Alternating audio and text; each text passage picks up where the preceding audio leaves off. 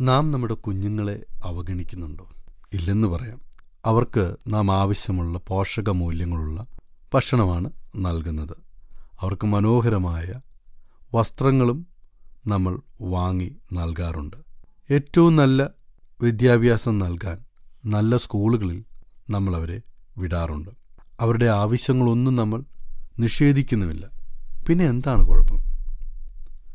അവർക്ക് ഏറ്റവും ആവശ്യമുള്ള ഒന്നുണ്ട്. അതാണ് മാതാപിതാക്കളുടെ സ്നേഹവും അവരുടെ കരുതലും. നാം അവരെ സ്നേഹിക്കുന്നുവെന്ന് അവർക്ക് ബോധമുണ്ടാകണം. അവർക്ക് ആവശ്യം അവരെ നിസ്വാർത്ഥമായി സ്നേഹിക്കുന്ന ഒരു വ്യക്തിയാണ്. അതിനു പകരം വയ്ക്കുവാൻ വേറെ ഒന്നിനും കഴിയുകയില്ല. പണക്കാരായ മാതാപിതാക്കൾ കുഞ്ഞുങ്ങൾക്ക് വലിയ വിലയുള്ള കളിപ്പാട്ടങ്ങളും വസ്ത്രങ്ങളും ഒക്കെ കൊടുക്കാറുണ്ട്. മാത്രമല്ല അവർക്ക് ആവശ്യമായ പണവുമൊക്കെ കൊടുക്കാറുണ്ട്. സ്നേഹവും സമയവും കൊടുക്കാൻ കഴിയാത്തതിന് പകരമായിട്ടാണ് അവരിതൊക്കെ ചെയ്യുന്നത്. പക്ഷേ ഇത് പലപ്പോഴും കുഞ്ഞുങ്ങളുടെ ദോഷത്തിനായി ഭവിക്കാറുണ്ട്.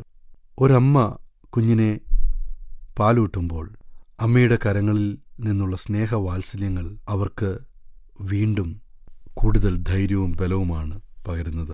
പല രാജ്യത്തും പല കൗമാരപ്രായക്കാരുടെയും കുറ്റവാസനയും അക്രമപ്രവൃത്തിയുമൊക്കെ പലപ്പോഴും അവിടുത്തെ ഭരണകർത്താക്കൾക്കൊരു തലവേദനയായി മാറിയിട്ടുണ്ട്.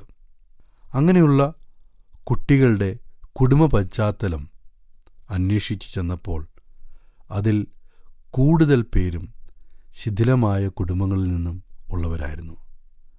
മാതാവിൻ്റെയോ പിതാവിൻ്റെയോ സ്നേഹവാത്സല്യങ്ങൾ അനുഭവിക്കാൻ കഴിയാതെ പോയ ഹതഭാഗ്യരാണ് അവർ. അവർ സമൂഹത്തിൻ്റെ ഒരു ശാപമായി പിന്നീട് മാറി.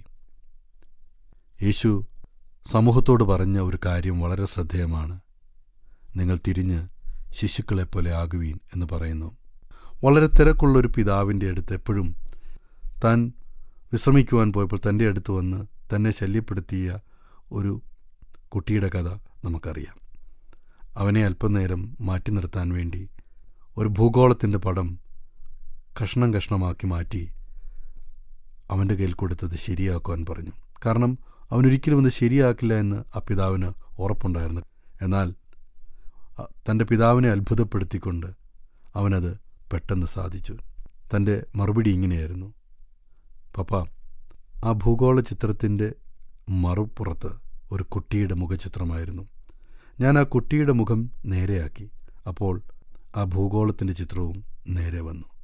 ഇതെത്ര വലിയ സത്യമാണല്ലേ! ആ കുട്ടി പറഞ്ഞ വാക്കുകൾ ഇങ്ങനെയാണ്: കുഞ്ഞുങ്ങളെ നാം എത്രത്തോളം സുരക്ഷിതമാക്കുന്നുവോ ലോകവും സുരക്ഷിതമായിരിക്കും.